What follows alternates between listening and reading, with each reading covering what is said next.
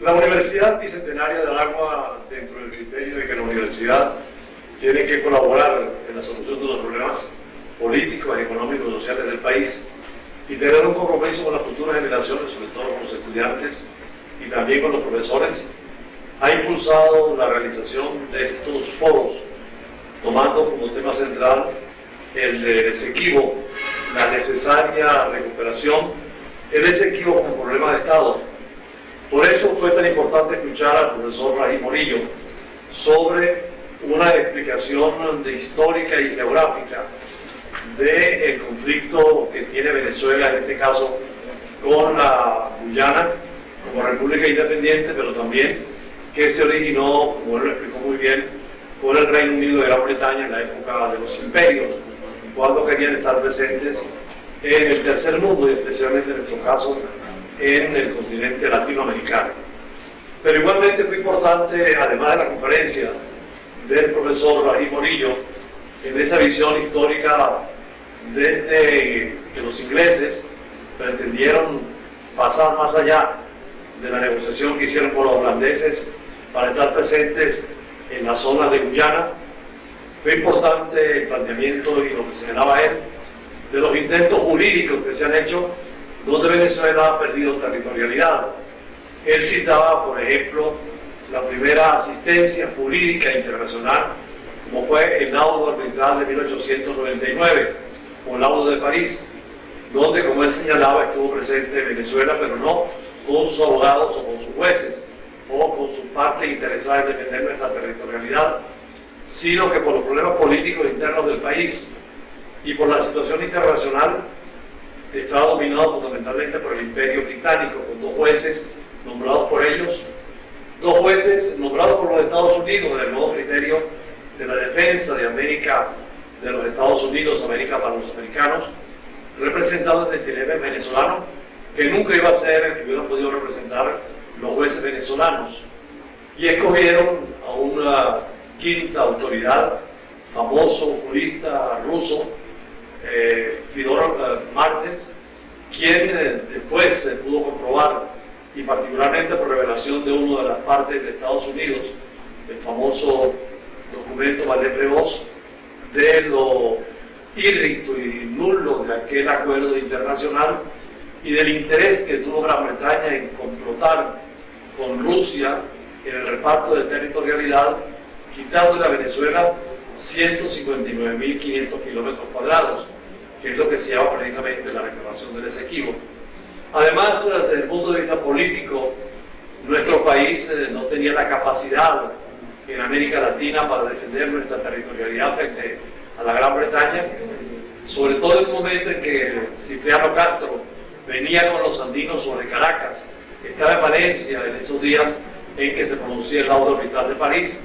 y el presidente Andrade dejaba el poder en Caracas. No había autoridad en Venezuela y por lo tanto no había cómo defender los intereses fundamentales de Venezuela a nivel internacional. No teníamos diplomacia, no teníamos expresión fundamental de lo que pudiéramos haber hecho en un tribunal arbitral. No existía un organismo como Naciones Unidas al cual recurrir y contar con el respaldo, sobre todo de los países del tercer mundo. Por eso se ha recurrido a la vía del arbitraje. Pero, como decíamos, para nosotros írrito y nulo, como lo reconoce la Constitución de Venezuela, y lo decía muy bien el profesor Morillo, del principio del ultimo occidente juris, que es un principio para el derecho latinoamericano y que ahora incluso los africanos en los procesos de descolonización lo han venido aplicando, porque el territorio que pertenecía en este caso al Reino de España, que después pasa a ser República Soberana e Independiente de Venezuela, por el principio del ultimo occidente juris, debería corresponder a la nueva república, al nuevo Estado, y esas 159.000 kilómetros cuadrados del Esequibo que hoy pretende tener Guyana bajo su soberanía y que Gran Bretaña lo daba como un hecho después del laudo arbitral de 1899, naturalmente se perdían por condiciones propias de la época, del tiempo y de la habilidad venezolana. Naturalmente, después de 1919, con la creación de la Sociedad de las Naciones, el fin de la Primera Guerra Mundial, la pérdida posterior de la fuerza que tenía el Imperio Británico y los imperios coloniales en su ambición de tener territorio en el tercer mundo, y la situación internacional, sobre todo a raíz de la creación de la Sociedad de Naciones en 1919, después de la Primera Guerra Mundial, pero fundamentalmente en 1945, terminada la Segunda Guerra Mundial, con la creación de la ONU, de las Naciones Unidas, se abrió la posibilidad del debate, sobre todo para aquellos estados pequeños, independientes y soberanos, que tenían derecho a un voto, como cualquier estado en el contexto internacional, y por supuesto Venezuela aprovechó en 1962, como plantea el profesor Rají Morillo, para reabrir, señalando y después de conocer los argumentos de Marlene Prevost de los Estados Unidos, de lo írrico y nulo que había sido ese documento internacional del Acuerdo de París, y reabrir una negociación que Gran Bretaña consciente permitió que se abriese en momentos además en que quería dar la independencia y soberanía a la Guyana británica, un territorio que tenían ellos en nuestra región. Por supuesto que para Venezuela era importante no oponerse a la independencia de un estado del tercer mundo como era lo que es hoy la República Cooperativa de Guyana, pero fue muy claro la diplomacia venezolana en señalar que reconocíamos la independencia de ese territorio de Gran Bretaña, pero señalando que había una disputa pendiente, que era la territorialidad que estábamos reclamando, y que el laudo arbitral con el Reino Unido no era válido para nosotros. De hecho, nuestra Constitución recoge que solamente el territorio de Venezuela es el que correspondía a la Capitanía General de Venezuela desde 1977, ya está incluido el Esequibo, pero además con la aclaratoria de los acuerdos válidos firmados por Venezuela, señalando naturalmente, y es así un principio constitucional, que el laudo arbitral de 1999 es írrito y nulo y no reconocido por nosotros. Por eso, con el consentimiento del Reino Unido y sobre todo de la República que iba a ser independiente en esos días, precisamente de la Guyana, la República Cooperativa de Guyana, se llegó al acuerdo de abrir una nueva instancia internacional dentro del nuevo derecho internacional y la nueva realidad de la geopolítica mundial, con lo cual se obligaba, en el caso de Gran Bretaña, a reabrir el tema del Esequibo y, naturalmente, con la independencia de la República Cooperativa de Guyana, de seguir discutiendo el tema de los límites, la parte procedimental, de cómo llegar a un acuerdo que se calificaba de justo, necesario, conveniente para ambas partes y por vía de negociación. Es lo que se llama, y lo decía el profesor Rají Morillo, el Acuerdo de Ginebra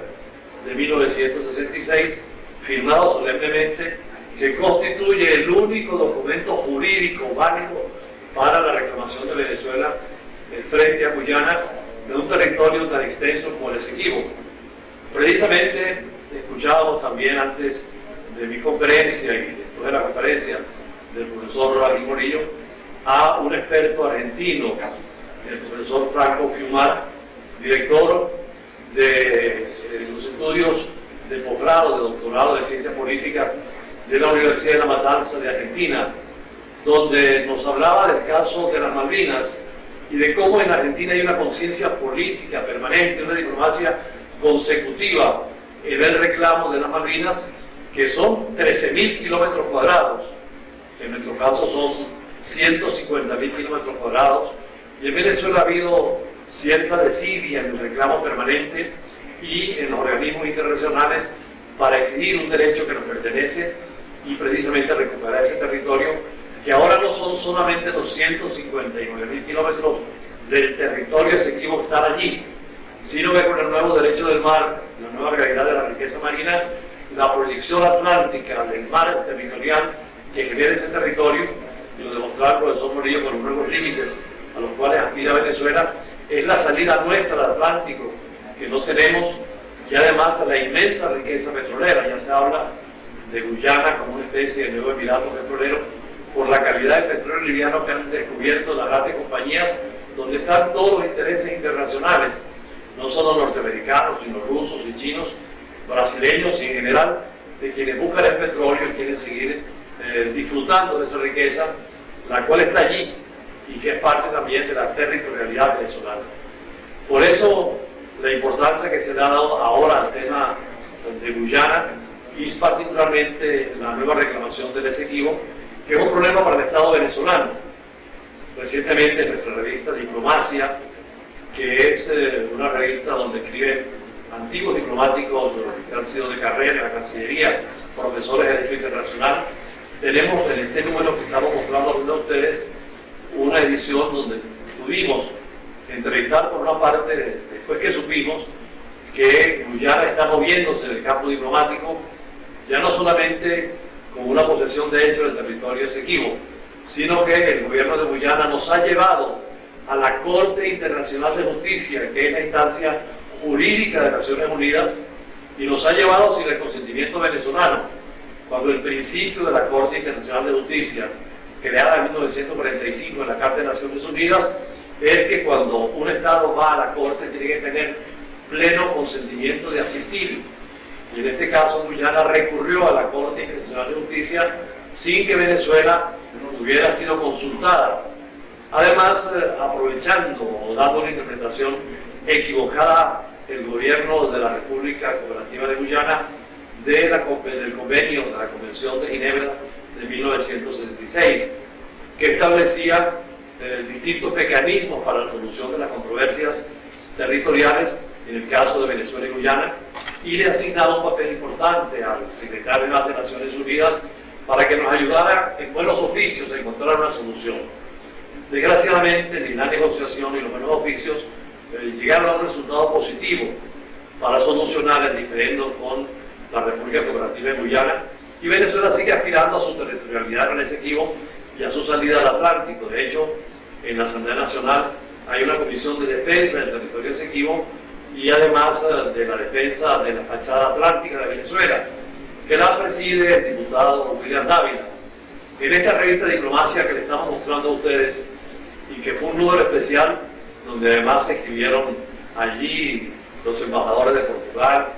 y sobre todo la embajada suiza en Caracas. Además la dedicamos a un país árabe tan importante como Qatar,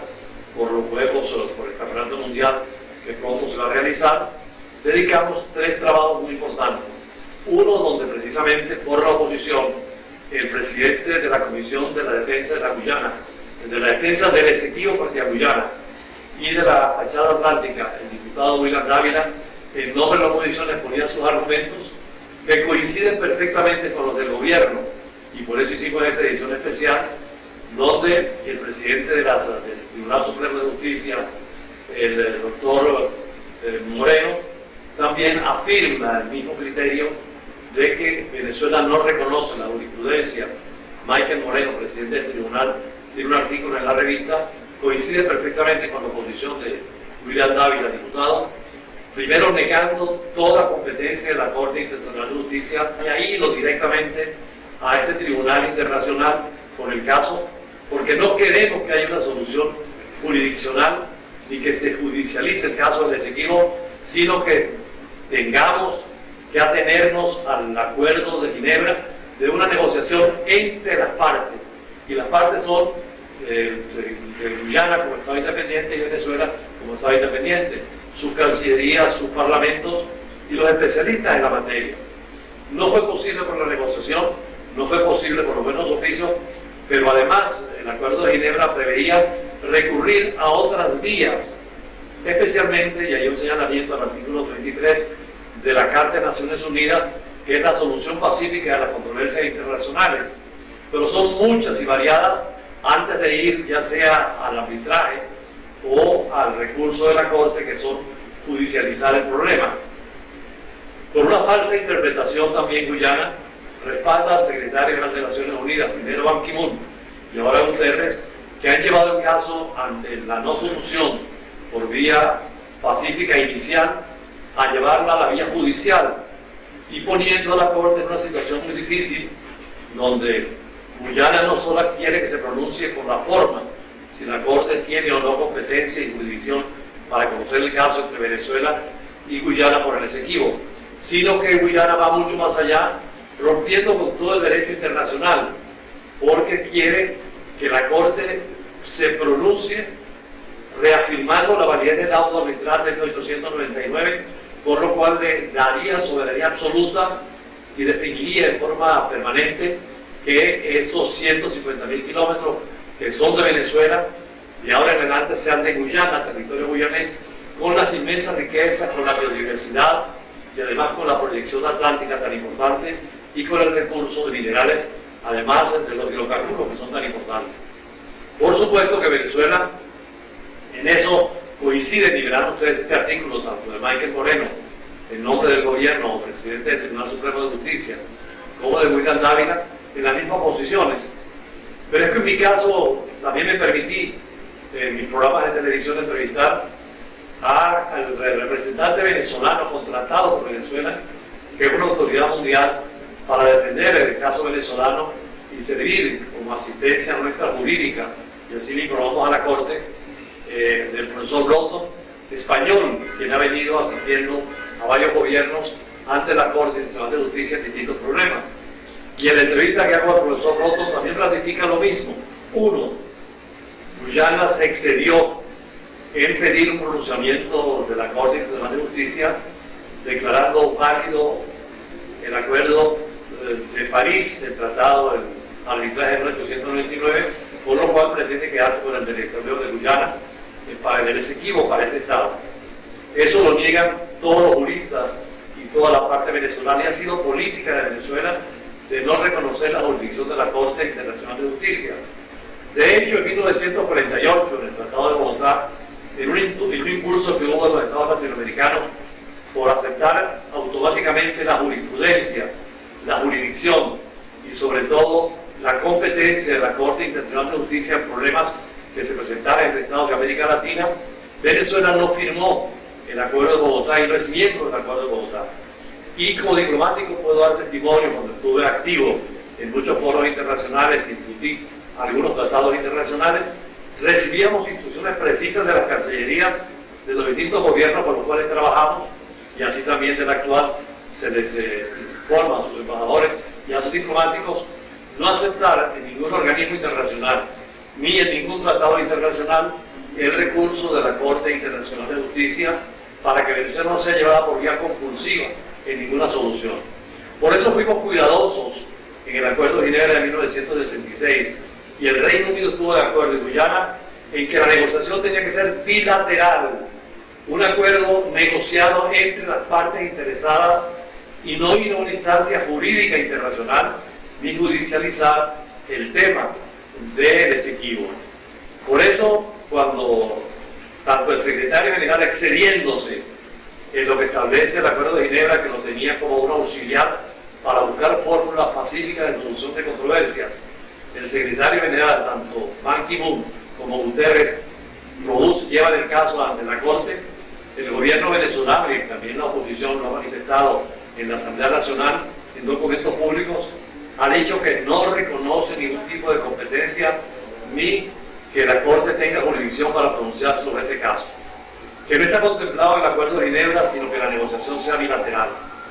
Y naturalmente dentro de los distintos mecanismos de solución de controversias, pero no, como dijo el secretario general, recurriendo a la única solución de uno de los aspectos que establece el artículo 33, como es el recurso a la Corte, sino de haber agotado todos los medios jurídicos, antes de los jurídicos, los medios políticos y diplomáticos, porque es un acuerdo, el Acuerdo de Ginebra es procedimental, es dar procedimientos para una solución y no obligarnos a una solución jurídica sometida a los 15 jueces que tienen el caso en la Corte Internacional de Justicia. Por eso fue interesante, aparte de que nosotros hicimos público el no reconocimiento de la jurisdicción de la Corte Internacional de Justicia de La Haya y estamos ajenos a cualquier decisión, decidimos como gobierno venezolano, y también la oposición está en esa línea, de no asistir como parte interesada en este caso, porque para nosotros la Corte no tiene jurisdicción y tiene competencia. Lo que no quiere decir que Venezuela no siga de cerca el proceso que inició Guyana y que fue llevado por el secretario general también para que sea la Corte la que decida. Y por eso hemos presentado también nuestros argumentos y trataremos de auxiliar a la Corte en cualquier información, porque la Corte, aunque la parte no esté llamada en un litigio internacional, esa parte que no está participando activamente, la Corte, cuando se pronuncie, sobre todo en el primer punto, si es competente o no, tiene que tener argumentos de hecho y de derecho fundamentados, serios, responsables, y por lo tanto recurrir a toda información que pueda tener. Por eso nuestros asesores internacionales, incluso los especialistas, conocedores de la materia, han venido aportando documentos al Tribunal Internacional de Justicia, a la Corte Internacional de Justicia, y espera que esta, en pleno derecho, se pronuncie. Primero, que no tiene competencia, que no tiene jurisdicción para conocer el caso. En segundo lugar, que por supuesto no podrá ir al fondo de la materia para reconocer lo que quiere Guyana, la validez del laudo arbitral de 1899, que nos quitaría para siempre el territorio Esequibo y las inmensas posibilidades para las futuras generaciones, que son un compromiso nuestro con nuestros libertadores, con nuestros, porque Bolívar mismo fue, como decíamos, y lo decía el profesor anteriormente, el profesor Murillo, uno de los que reclamó ante Inglaterra cuando avanzaba hacia el territorio venezolano y quería llegar casi hasta Ciudad Bolívar en la misión inglesa. Y además siempre todos los gobiernos en toda la historia han sido muy prudentes en negar al Reino Unido en primer lugar y después a la República Cooperativa cualquier interés o cualquier posibilidad de soberanía sobre el territorio Esequibo. Así pues, nosotros desde el punto de vista diplomático esperamos, por una parte, que la Corte Internacional de Justicia siga bajo el principio de que cualquier negociación o cualquier asunto que se someta tiene que tener el visto bueno de los dos estados. Venezuela nunca quiere ni va a participar con Guyana en esos tribunales internacionales y menos en la Corte Internacional de Justicia, a la cual nosotros le hemos negado siempre que tenga soberanía y que la propia Corte lo ha ratificado en muchos casos por jurisprudencia y en la doctrina misma del Estatuto y del Reglamento, exige que las partes estén de acuerdo y nunca Venezuela estuvo de acuerdo ni se le pidió el acuerdo para llevar el caso a la Corte y menos al secretario general, que tampoco consultó a Venezuela cuando su función era orientar, sugerir, no decidir. Decidió llevar el caso a la Corte Internacional de Justicia y está la Corte en estos momentos, en estas circunstancias, y por eso el interés de plantear este tema en este foro tan importante con la Universidad Bicentenaria y tan abierto sobre todo para estudiantes y profesores, y que pensamos seguir insistiendo en todo el país porque es un problema de soberanía nacional que no podemos dejar de lado. Decíamos que si Argentina, y por eso escuchamos la conferencia del profesor Franco Fiumara, del interés que le ha dado a las Malvinas y a no renunciar nunca a su soberanía que le fue arrebatada también por el Reino Unido. Incluso España ahora, en que se rompe el acuerdo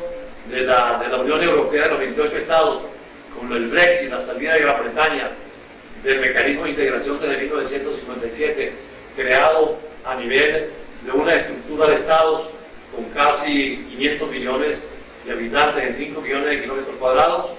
Cuando Gran Bretaña se retira con el Brexit de la Unión Europea, en estos momentos España ha aprovechado la oportunidad para seguir reclamando soberanía sobre el Peñón de Gibraltar, que en este caso apenas son 7 kilómetros cuadrados, pero son soberanía y son territorialidad, y España reclama lo que le pertenece porque le fue arrebatado, como a Venezuela le fue arrebatado, en el caso del Esequibo, los 159.500 kilómetros cuadrados, o los 13.000 kilómetros cuadrados en el caso de las Malvinas, que escuchamos con muchísimo interés al profesor Fiumara. Por eso es importante, en estas 3 conferencias hemos tenido el modelo argentino de reclamación que tenemos que tenerlo. Ellos han malvinizado la política exterior argentina. Tenemos que también nosotros hacer que el problema del Esequibo se conozca, ir a todos los foros internacionales, reclamar en todas las instancias regionales, en los organismos donde participa Venezuela, hacer conocer nuestra voz y sobre todo no perder un territorio que, como decían los conferencistas anteriores, representa una riqueza esencial para las futuras generaciones y un compromiso con nuestros libertadores. Esta es pues la visión o el acercamiento diplomático que queríamos hacer, primero como profesores universitarios en Derecho Internacional, como diplomáticos que hemos sido, que hemos conocido la Corte Internacional de Justicia, que hemos visto los problemas que se han presentado y cómo ha procedido Guyana sin la responsabilidad ni dentro de los planteamientos del derecho público internacional. Repetimos, la Corte no tiene posibilidad de pronunciarse, es inadmisible la propuesta guyanesa de incoar este problema con la Corte Internacional de Justicia, y seguiremos observando este problema, escribiendo y difundiendo, y pedir a las universidades, más allá de la Universidad Bicentenaria, difundir y hacer conocer el problema. El Esequibo es nuestro y seguirá siendo territorio venezolano, y vamos a recurrir siempre a una solución pacífica, pero dentro de la negociación bilateral y en soluciones que sean convenientes y satisfactorias para ambas partes. El territorio es algo sagrado, decía Kelsen, que no puede llevarse a tribunales internacionales, pudo para una solución que él interviniese al margen de lo jurídico, y aceptaron la decisión, pero fue el camino que escogieron. Quedan otras vías, hay que explorarlas, pero siempre con el espíritu de paz y dentro del criterio de que todo problema y conflicto internacional puede negociarse y solucionarse, y naturalmente para eso está la Carta de Naciones Unidas por la voluntad política de los pueblos. Además, esto se enmarca en la integración regional. Nos integraremos mejor los países de América Latina cuando mejor tengamos definidas las fronteras. Fue lo que hicieron los europeos. Y la integración sigue siendo un principio fundamental, porque el modelo de integración europea de 28 países, con distintos idiomas, con realidades diferentes, ha sido un ejemplo. Inclusive ahora hemos visto, frente a la situación dramática de lo que ha sido el COVID-19, cómo Europa ha respondido solidariamente en ayuda común. En América Latina y en el Caribe tenemos que trabajar en la misma dirección, pero tenemos que ir a solucionar los problemas fronterizos que aún quedan pendientes. Y sobre todo lo que fueron herencia no de nuestros pueblos, sino de imperios, como fue el caso del Imperio Británico.